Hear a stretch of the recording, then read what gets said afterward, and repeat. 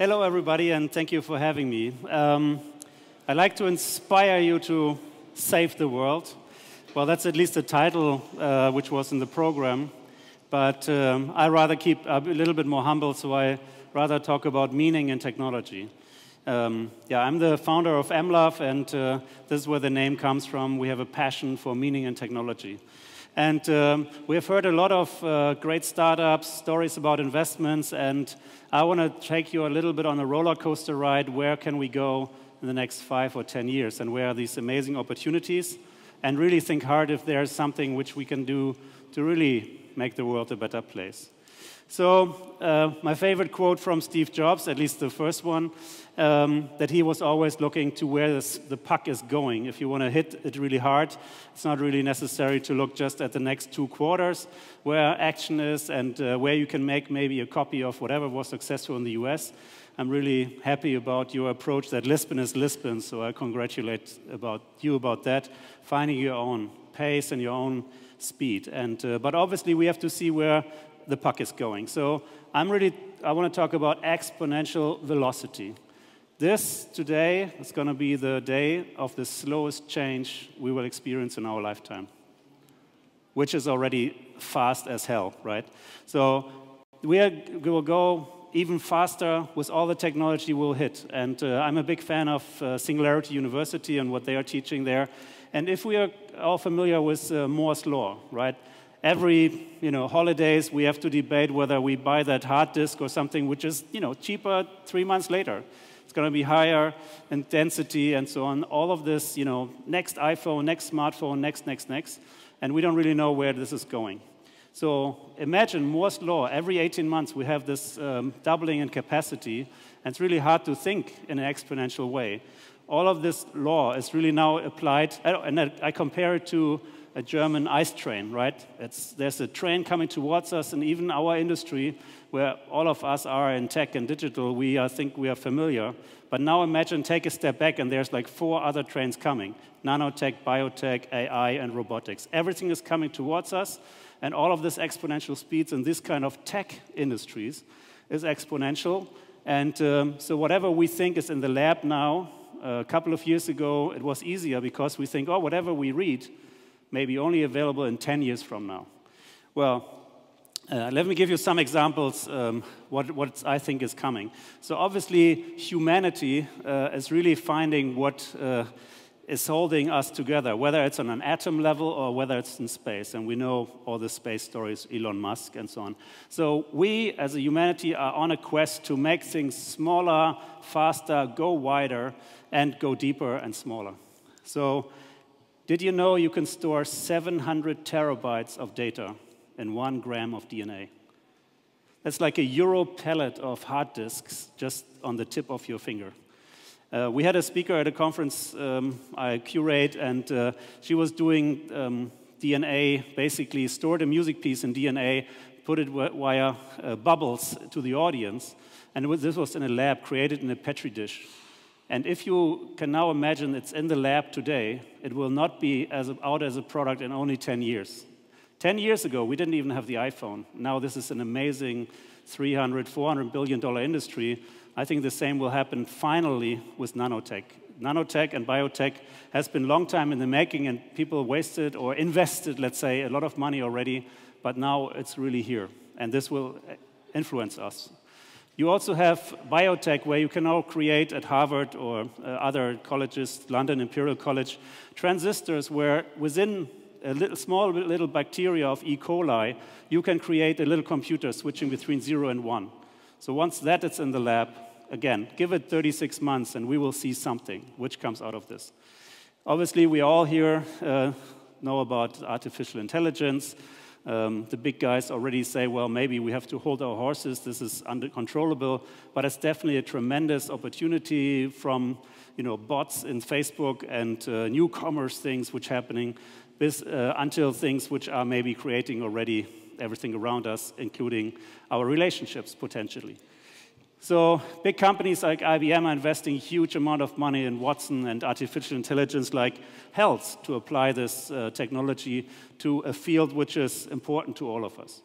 And this is already in the labs, and I think this is something which we have to recognize and see, okay, if there's big investment going, if there's labs, investors, and especially research done, what is coming out of this? What is sort of the Stanford University of biotech or of artificial intelligence?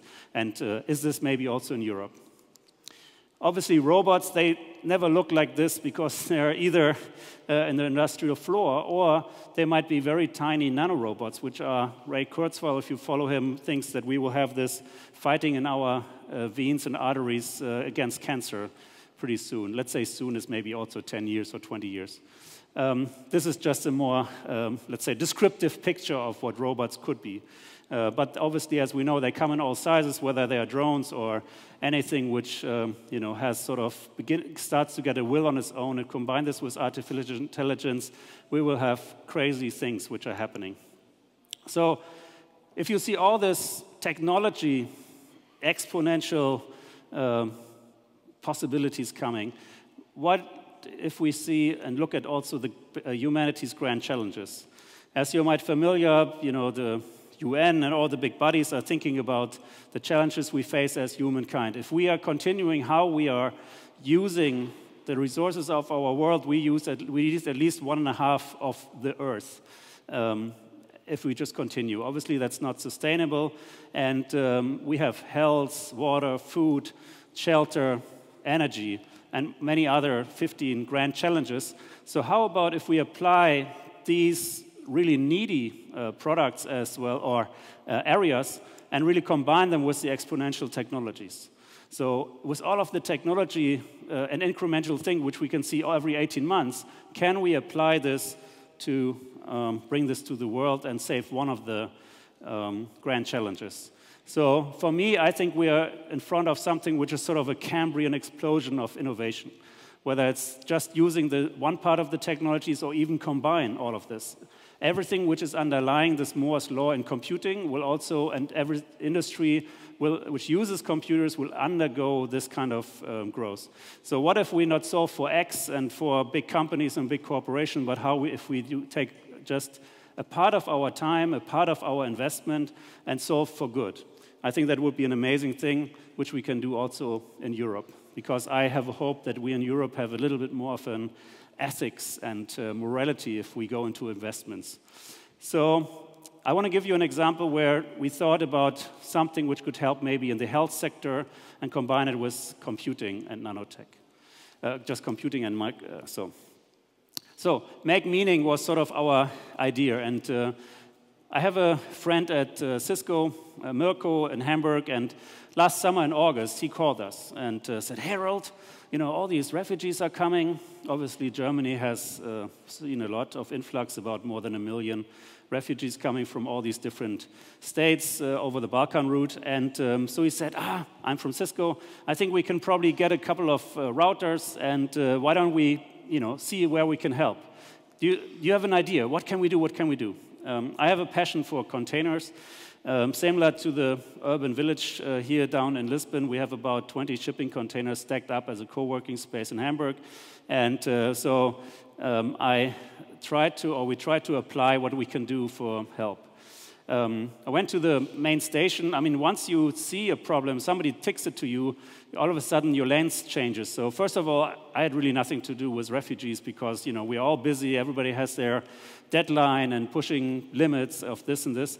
But all of a sudden, if you take your view and look at a problem or an opportunity, if you will, ideas present themselves. So you look at TV, everything is getting worse and worse and worse, kids on the beach and so on, and not for pleasure. It's had been a very dramatic effect. So once you look into the main station in Hamburg, for example, there were a lot of people arriving, and the tent they used for medical was just a makeshift area.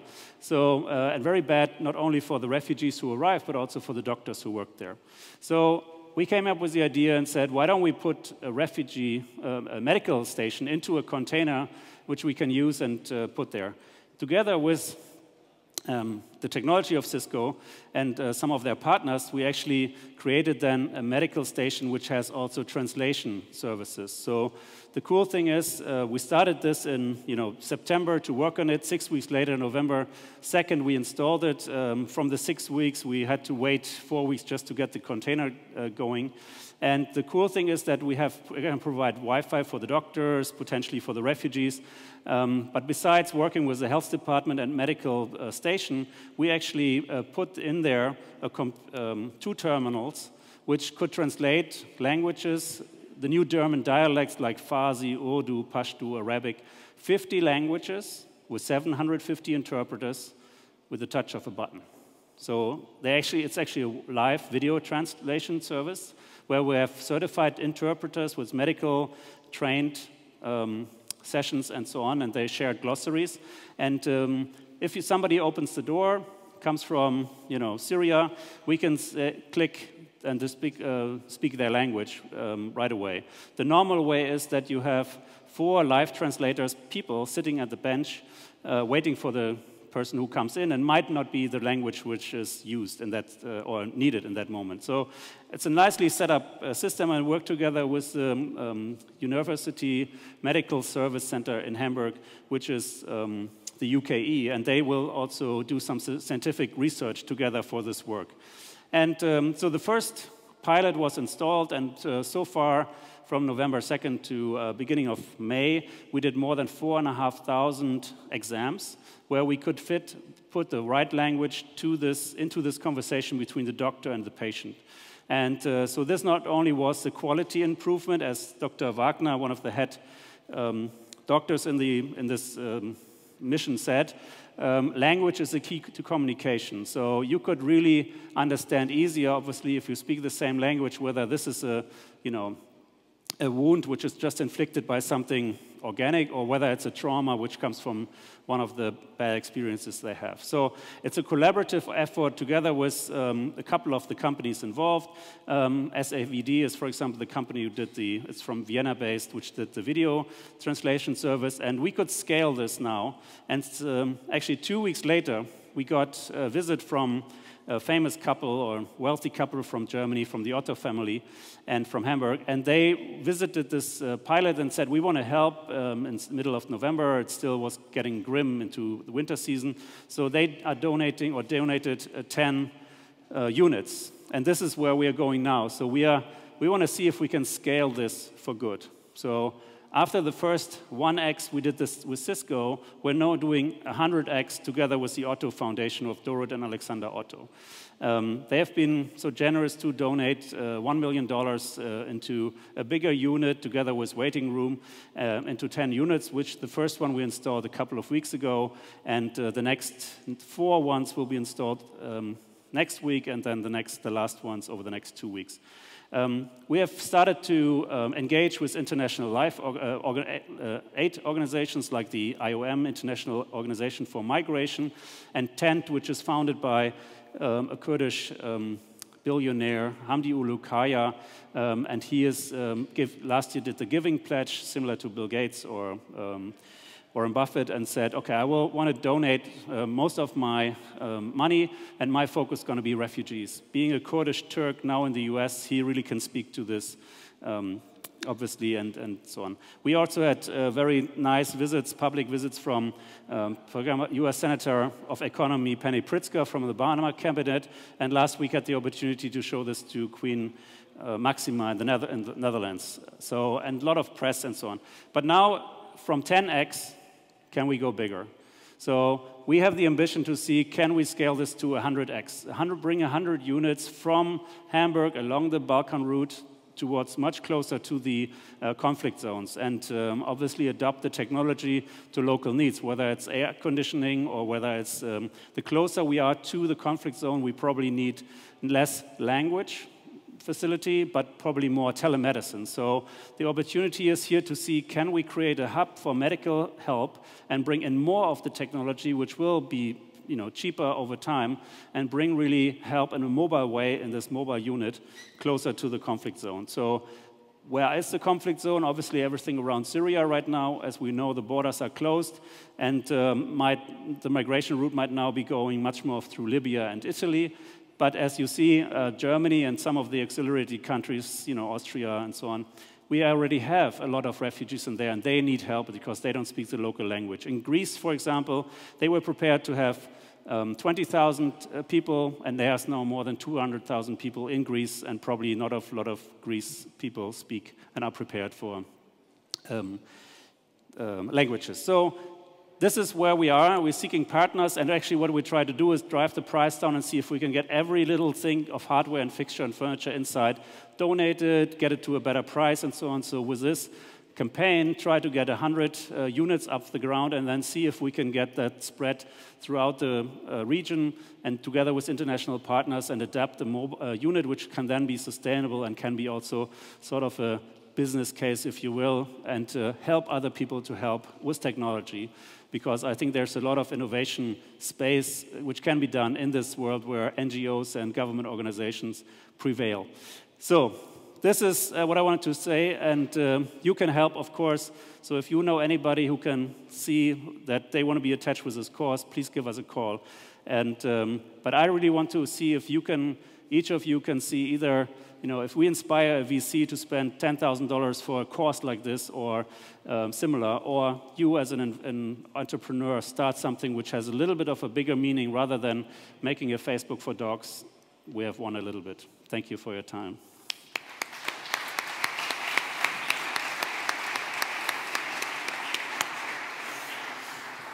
Now, Harold will be available for some questions, I guess, right? Yeah, we have 3 minutes. Or you don't want to answer? No, I don't want to answer your questions anyway. Does anyone have a question for him? Well, so if nobody has a question, we will move on forward to the next panel. Thank you. Thank you very much for joining us.